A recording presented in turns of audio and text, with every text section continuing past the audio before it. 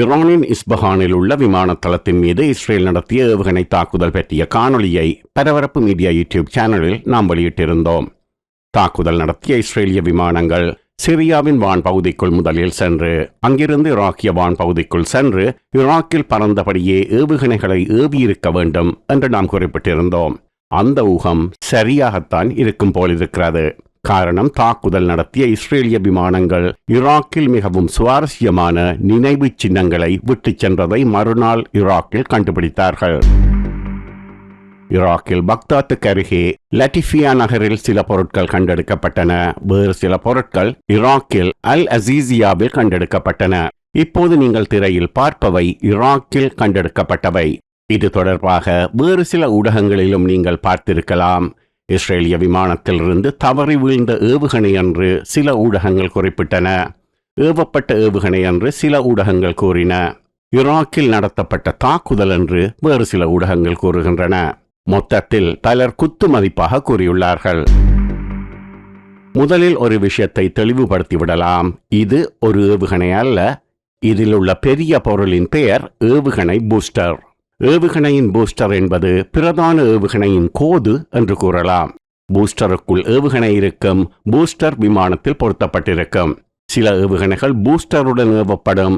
ஏவுகணையின் இறுதி வெளியேற்றத்தின் போது பூஸ்டருக்கு உள்ளே இருந்து ஏவுகணை பாய்ந்து இலக்கை நோக்கி செல்லும். பூஸ்டர் தரையில் விழும். இந்த புகைப்படங்களில் 2 அளவுகளில் பூஸ்டர்கள் உள்ளன. அதனால் 2 ரக ஏவுகணைகள் ஈரானுக்குள் ஏவப்பட்டிருக்கலாம். புகைப்படங்களில் உள்ள சிறிய பொருளின் பெயர் லக் அரேஞ்ச்மெண்ட். லக் என்பது விமானத்தின் இறக்கையில் ஏவுகணையை பொருத்தும் பிணைப்பு. ஏவுகணையின் பூஸ்டரை வைத்து அந்த பூஸ்டருக்குள் இருந்த ஏவுகணை என்ன என்பதை அடித்து கூற முடியாது. பல இஸ்ரேலிய ஆயுதங்கள் உருவ ஒற்றுமையுடன் உள்ளன. ஒற்றுமையை கண்டறிந்தாலும் இந்த ஏவுகணையின் சரியான அடையாளத்தை உறுதியாக கூற முடியாது. இருப்பினும் அது என்னமாக இருக்கலாம் என்பதை எங்களால் ஊகிக்க முடியும். அதே நேரத்தில் ஒரு விஷயம் நன்றாக தெரியும். 2 ஏவுகணைகளும் பாலிஸ்டிக் ஏவுகணைகள் என்பதை அந்த பூஸ்டர்களில் இருந்து தெரிந்து கொள்ளலாம். அதுவும் விமானத்திலிருந்து தரை இலக்குகளை நோக்கி ஏவப்படும் பாலிஸ்டிக் ஏவுகணைகள், air to surface ballistic missiles. படங்களில் நாங்கள் 2 வகையான லக்ஸ்களை காண்கிறோம். அது 2 வெவ்வேறு ரக ஏவுகணைகள் ஏவப்பட்டதை உறுதி செய்கிறது. புகைப்படங்களை நீங்கள் உற்று நோக்கினால் அவை ஏவுகணையின் ஏர்ஃப்ரேமில் 2 பல்ஜ்களில் பொருத்தப்பட்டிருப்பதை காண்பீர்கள். Mounted on 2 bulges in the airframe of the missile. படங்களை பார்த்த பின்னர் முதலில் நினைவுக்கு வந்தது இஸ்ரேலின் ராம்பேஜ் ராக்கெட். அது ஒரு வழிகாட்டப்பட்ட ஆர்ட்லரி ராக்கெட்டின் வான் ஏவல் தழுவல், an air launch adaptation of the extra guided artillery rocket.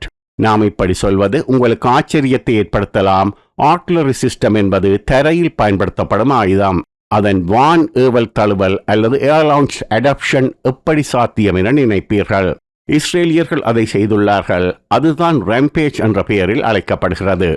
அதை எளிமையாகச் சொன்னால், ராம்பேஜ் என்பது ஹைமாஸ் அல்லது M270 ராக்கெட்டால் பிரபலமாக ஏவப்படும் அமெரிக்க M31 வழிகாட்டி பல ஏவுதல் ராக்கெட் சிஸ்டம், தட்ஸ் GMLRS பீரங்கி ராக்கெட்டை எடுத்து போர் விமானத்தில் கட்டுவது போன்றது.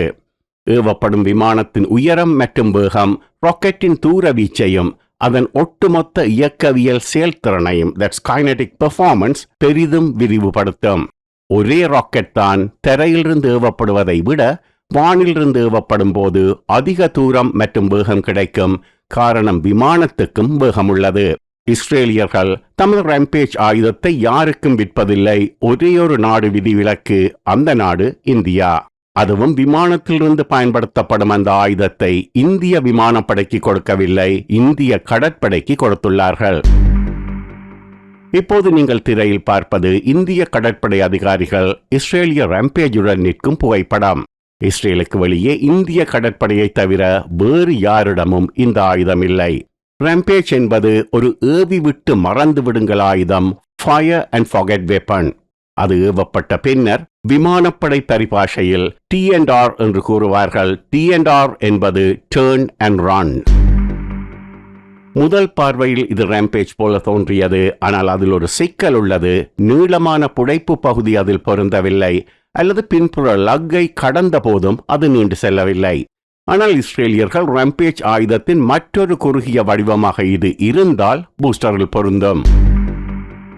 இரண்டாவது பூஸ்டர் இந்த ஆயுதத்தின் பொதுவான வடிவம் இஸ்ரேலிய தயாரிப்பு ராக்ஸ் ஏவுகணை என்பதை நேரடியாக காட்டுகிறது. ராக்ஸ் என்பது விமானங்களிலிருந்து ஏவப்படும் பாலிஸ்டிக் ஏவுகணை.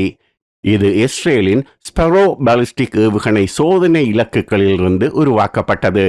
ராம்பேஜை போலவே ராக்ஸும் விமான ஏவுதலால் அதிக வேகத்தை பெறும் மற்றொரு ஆயுதம்.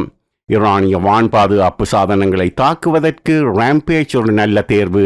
அதே வேளையில் ஈரானுக்குள் ஆழமான இலக்குகளை தாக்குவதற்கு ராக்ஸ் ஒரு நல்ல தேர்வாக இருக்கும். இதற்கு மேல் தொழில்நுட்ப ரீதியில் விளக்கப் போனால் பலர் பரபரப்பு மீடியா பக்கமே வரமாட்டீர்கள் என்பதால் இத்துடன் நிறுத்திக் கொள்ளலாம். எப்படியோ நாம் பார்த்ததிலிருந்து இஸ்ரேலிய விமானங்கள் ஈராக்கிலிருந்து ஈரானுக்குள் ஒன்றுக்கு மேற்பட்ட ரகங்களில் பாலிஸ்டிக் ஏவுகணைகளை ஏவியுள்ளன என்று எடுத்துக்கொள்ளலாம்.